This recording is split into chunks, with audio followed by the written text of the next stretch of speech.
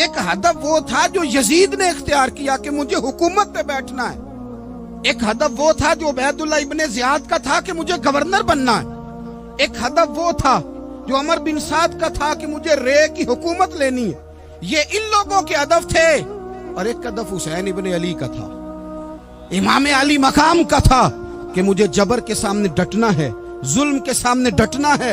امام علی مقام کا خون تو بہہ گیا, کربلا کی زمین تو رنگین ہو گئی, نہ عبید اللہ ابن زیاد کی گورنری بچی, نہ شمر کو حکومت ملی, نہ یزید کچھ کما سکا, نہ زیاد کا وہ ظلم رہا, نہ یزید کی وہ جفا رہی.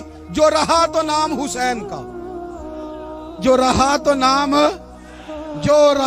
نام حسین کا, جسے زندہ رکھتی ہے کربلا.